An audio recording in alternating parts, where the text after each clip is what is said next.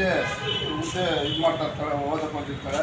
ಆ ವಿದ್ಯಾರ್ಥಿ ಮೇಲೆ ಅತ್ಯಾಚಾರ ಮಾಡಿ ಕೊಲೆ ಮಾಡಿರ್ತಾರೆ, ಸಾಯಿಸಿರ್ತಾರೆ. ಆ ಪೋಷಕರಿಗೆ ಗೊತ್ತಾಗಿ ತುಂಬ ನೋವಿನ ಸಂಗತಿ ಆಗಿರುತ್ತೆ. ಈ ಥರ ಎಷ್ಟೋ ಹೆಣ್ಣು ಮಕ್ಕಳ ಗತಿ ತುಂಬ ಕಷ್ಟ ಆಗ್ತದೆ. ಯಾಕಂದರೆ ಪೋಷಕರು ಕಷ್ಟಪಟ್ಟು ಸಾಲ ಸೂಲ ಮಾಡಿ ಅವರು ವಿದ್ಯಾಭ್ಯಾಸ ಮಾಡಿರ್ತಾರೆ. ಅದು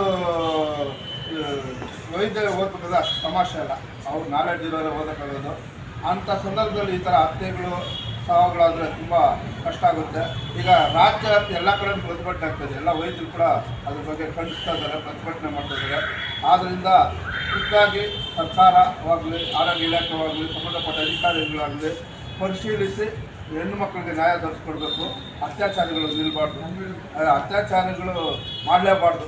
ಯಾರು ಮಾಡ್ತಾರೋ ಅವ್ರನ್ನ ಅಲ್ಲೇ ಎನ್ಕೌಂಟ್ರ್ ಮಾಡಬೇಕು ಅಂತ ಒಂದು ಪದ್ಧತಿ ತರಬೇಕು ಸರ್ಕಾರ. ಆಗಲೇ ಈ ಅತ್ಯಾಚಾರಗಳು ನಿಲ್ಲಿಸೋಕ್ಕೆ ಸಾಧ್ಯ ಅಂತ ಈ ಸಂದರ್ಭದಲ್ಲಿ ಕೇಳ್ಕೊತಾ ಇದ್ದೀನಿ. ಸಾರು ಒಂದೆರಡು ಮಾತಾಡಬೇಕಂತ ಈ ಸಂದರ್ಭದಲ್ಲಿ. ದಿನಾಂಕ 20/8/2024 ಆತ್ಮವಿಶ್ವಾಸ ವೇದಿಕೆ ಅವರಿಂದ ಈ ದೂರನ್ನು ಏನು ಸಲ್ಲಿಸಿರುತ್ತಾರೆ ಈ ವಿಷಯದ ಬಗ್ಗೆ ಪಶ್ಚಿಮ ಬಂಗಾಳ ರಾಜ್ಯದ ಮೆಡಿಕಲ್ ಕಾಲೇಜಿನ ವಿದ್ಯಾರ್ಥಿ ಮೇಲೆ ನಡೆದಿರುವ ಹಲ್ಲೆಯ ಬಗ್ಗೆ ದೂರನ್ನು ಮನವಿಯಿಂದ ಸಲ್ಲಿಸಿರುತ್ತಾರೆ.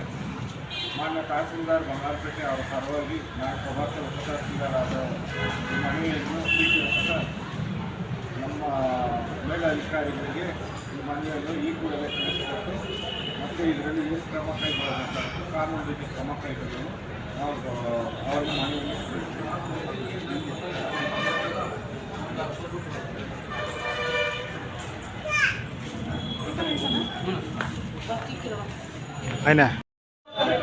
ತಕ್ಕಾಗಿ ಹೋರಾಟ,